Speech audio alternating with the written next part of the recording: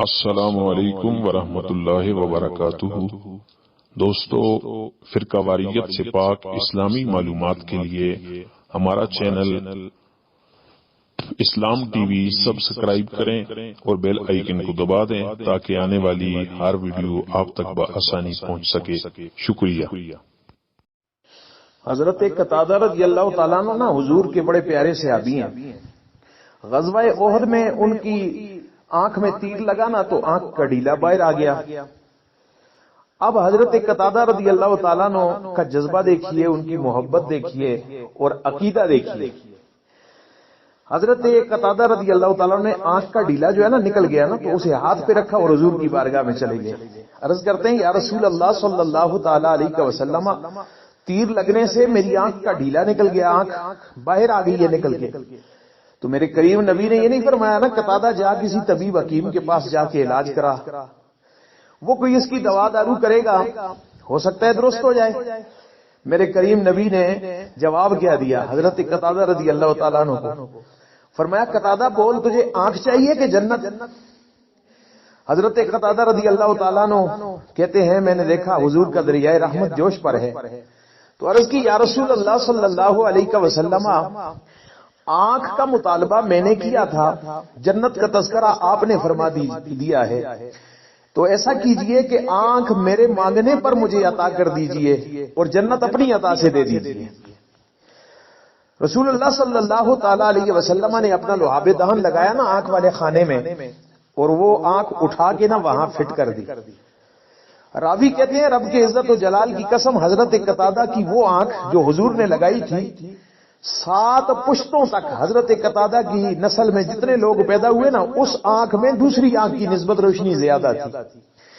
یہ دستے کرم کا یہ ایک نظارہ تھا، یہ حضور علیہ الصلوۃ والسلام کا ایک معجزہ تھا۔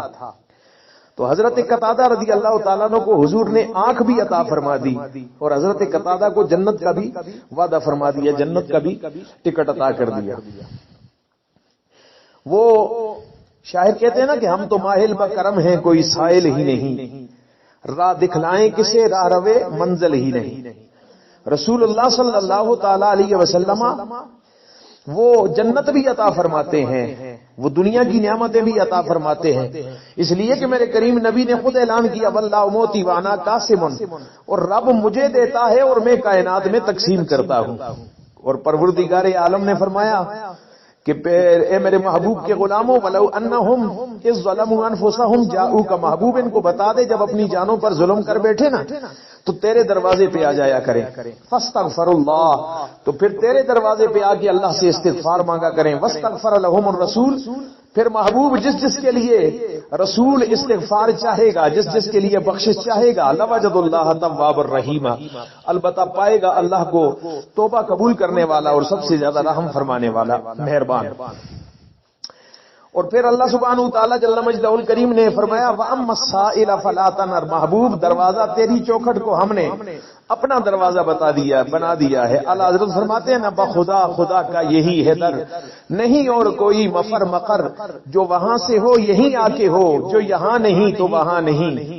تو فرمایا محبوب تیری چوکھٹ کو ہم نے اپنا دروازہ بنا دیا ہے، اپنا در بنا دیا ہے، اب سوالی آتے رہیں گے قیامت کی صبح تک، تیری چوکھٹ پہ سوالی آتے رہیں گے۔ وَأَمَّا السَّائِلَ فَلَا تَنْهَرْ، کسی سوالی کو جھڑکنا نہیں ہے، کسی سوالی کو دھتکارنا نہیں ہے۔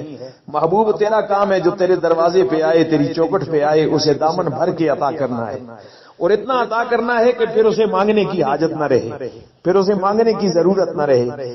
یہ ہے وہ میرے کریم نبی کا در، جہاں سے دنیا کی خیرات بھی ملتی ہے، دین کی خیرات بھی ملتی ہے، آخرت کی خیرات بھی ملتی ہے، شریعت بھی وہیں سے ملتی ہے، طریقت بھی وہیں سے ملتی ہے، معرفت بھی وہیں سے ملتی ہے، اور حقیقت بھی وہیں سے ملتی ہے۔ اللہ جل جلالہ اس در مصطفیٰ کریم علیہ السلام کی نسبت ہم سب کو عطا فرمائے۔ وما علینا الا البلاغ المبین۔